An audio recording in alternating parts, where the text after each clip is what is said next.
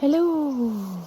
So, it is the morning of the autumn equinox. It's 21st of August and I am out with the errant spaniel on a little walk, and thought it would be good to talk about one of the questions that comes up quite a lot for people is how to form a closer relationship with nature.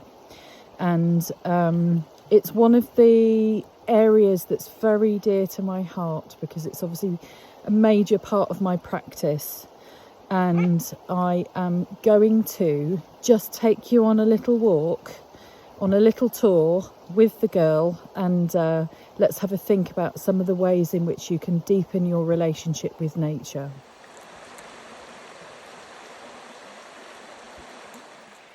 So, option number one of the ways in which I like to make sure that I'm getting really good quality time in nature is to get out early.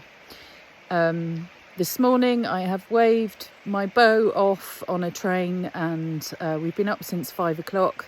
So rather than go back to bed and have a lie-in with the pooch, what I'm going to do instead is get out and go for a walk with her. You can hear her yelping in the background because she wants me to throw her a stick. Number two. Now, I know that you might say, oh, it's easy for you because you live in the sticks and nature is everywhere all around you, but I live in a city. So one of the things to know about me is that although I grew up in this and spent my childhood running around on Dartmoor, I actually spent 30 years living in London. And the thing with locating nature in an urban space is that you've got various options open to you. The first option is to go and check out your local park or nature reserve. Our cities are these days, hopefully, getting much better at protecting our natural spaces. So the chances are there will be a park or a nature reserve somewhere. Even if you don't have access to a garden, you can find bits of nature there. The next option is to look up. If you look upwards from wherever you are, you will probably find that there are tree canopies all above you that will give you access to some of the good green stuff that you need to see when you're trying to form a relationship with nature. Now, the other thing that you will probably find somewhere in your city is a natural water source.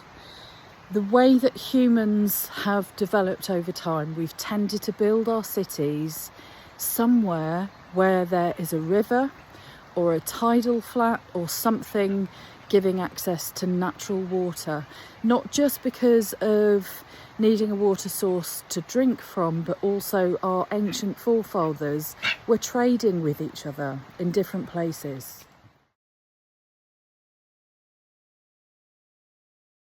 So, here is the important thing about forming a relationship.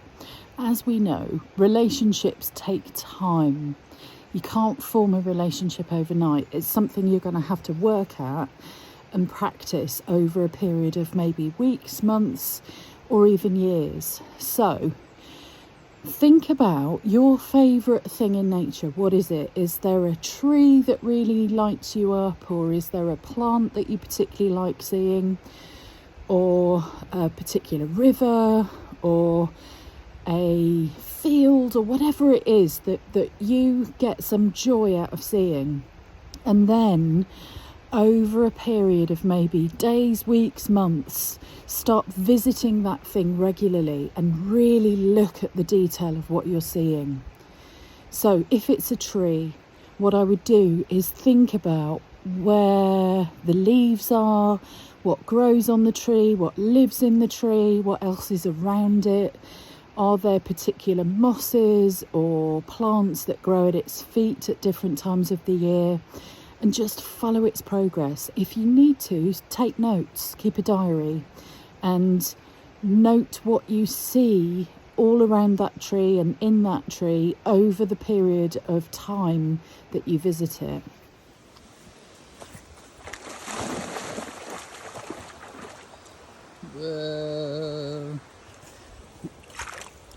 The other thing that I forgot to mention is folklore. So when you've chosen your item in nature, whether that's an animal, a tree, a plant, or a particular river or something like that, go and research the folklore. What have other people said about that particular thing? What are the stories that we tell? Because you find so many truths in the storytelling. It may be, like me and a lot of other crazy people in the world, that you have a favourite swim spot or a place in the river where you can dip and just immerse yourself. So the key, I think, in summary, therefore, is to take your time, focus on the little details, because it's always in the small details that we find the little miracles, and get as much time as you can off electronic goods and plugged into nature instead. So yeah, leave your phone at home. Don't go recording TikTok videos when you should be being at one with nature. See you later.